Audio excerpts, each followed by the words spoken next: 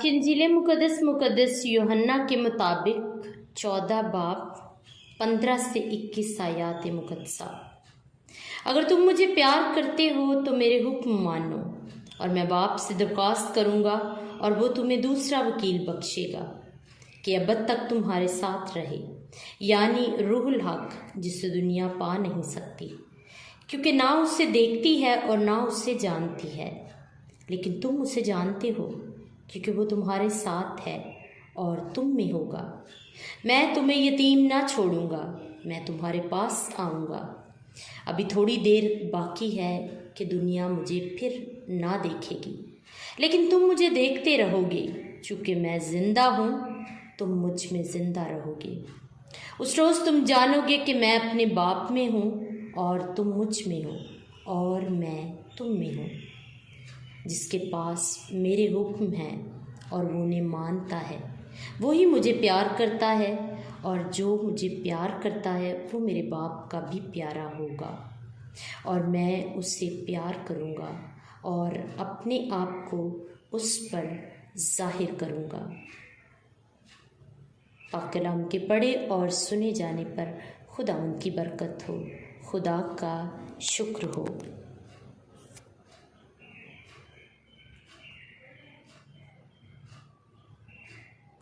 باپ اور بیٹے اور روح القدس کے نام میں آمین۔ خوشپر سے ایرک سلویسٹر آج کی تلاوتوں پر دھیان و گیان کے ساتھ آپ سب کی خدمت میں حاضر ہے۔ عزیز مومنین، آج ہم پاشکا کے چھٹے اتوار کی اقدس یوخرستی قربانی میں شریک ہیں۔ ان پاشکائی ایام میں خداوند یسوع مسیح جی اٹھنے کے بعد اپنے شاگردوں کو ایک نئی امید اور نئی زندگی دیتا ہے۔ رسولوں کے اعمال کی کتاب کے 2 حصے ہیں۔ پہلا حصہ پہلے 12 ابواب پر مشتمل ہے، جس میں رسولوں کی اس تبلیغ کا ذکر ہے جو انہوں نے یہودیوں کے درمیان کی۔ لہٰذا پہلے حصے میں یروشلم، یہودیہ اور سامریہ میں بشارت ہے۔ دوسرا حصہ 13ویں باب سے لے کر 28ویں باب تک ہے، جس میں مقدس پولس رسول کی بلاہٹ کا ذکر اور اس منادی کا بیان ہے جو اس نے غیر اقوام میں کی۔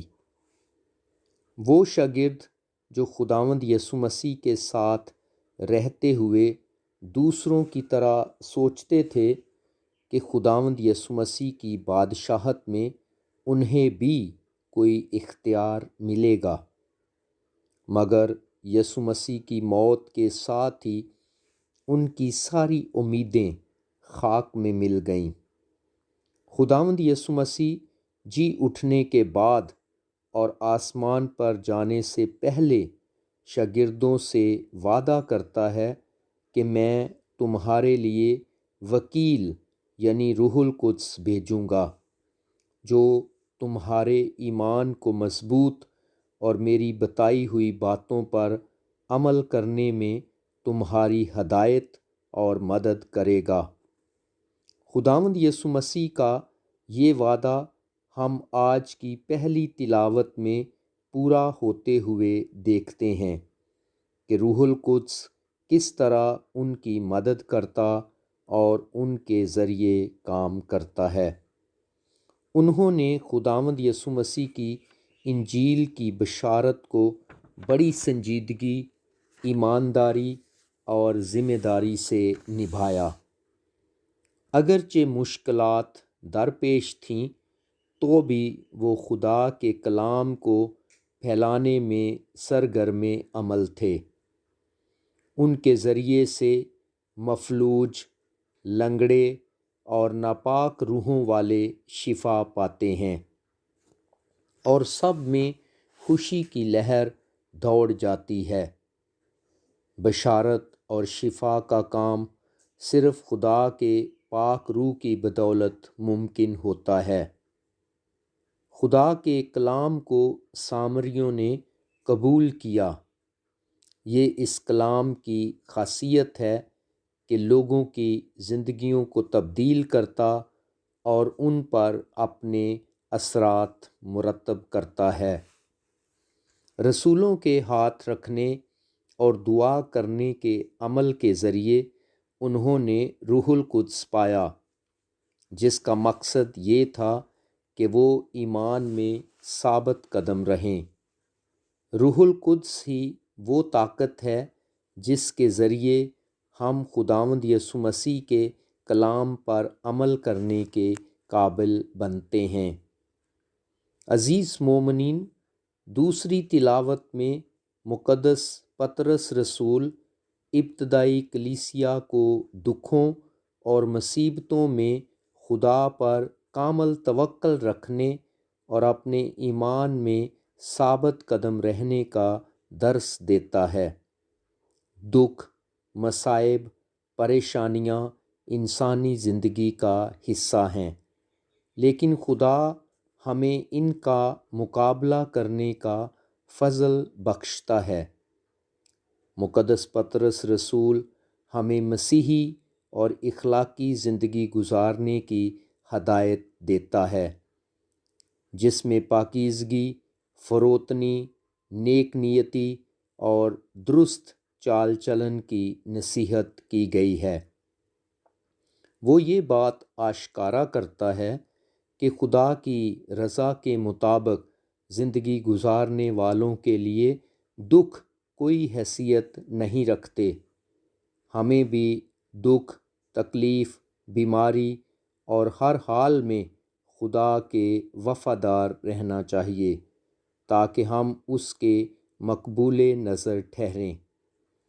عزیز مومنین، انجیل مقدس میں خداوند یسوع مسیح فرماتے ہیں، اگر تم مجھے پیار کرتے ہو تو میرے حکم مانو۔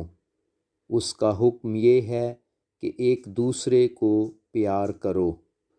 یہ صرف اور صرف پاک روح ہے جو ہمیں نئی زندگی اور قوت دیتا ہے کہ ہم خدا اور پڑوسی کو پیار کر کے یسوع مسیح کی محبت میں آگے بڑھیں۔ مقدس یوحنا انجیل نویس خدا باپ اور بیٹے کی محبت کی خوبصورت تصویر پیش کرتا ہے، اور یہ بات اس کے اس بیان میں واضح ہے کہ میں باپ میں ہوں اور باپ مجھ میں ہے۔ یسوع مسیح کو پیار کرنا خدا کو پیار کرنا ہے۔ مسیحی تعلیم محبت کی تعلیم ہے۔ کلام مقدس محبت بھرا پیغام ہے۔ بائبل مقدس کا اتوار ہمیں یہ موقع فراہم کرتا ہے کہ ہم خدا کے کلام کو اپنی زندگی کا حصہ بنائیں، کیونکہ خدا کا کلام ہمارے لیے ضابطۂ حیات ہے۔ یہ مسیحی تعلیم کا بہت بڑا ماخذ ہے۔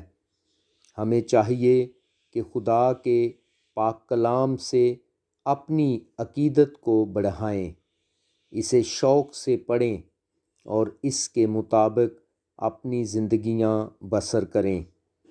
ہمیں خدا کے کلام کے لیے شکر گزاری کرنی چاہیے، جیسے زبور نویس کہتا ہے کہ تیرا کلام میرے قدموں کے لیے چراغ ہے اور میری راہ کے لیے روشنی ہے۔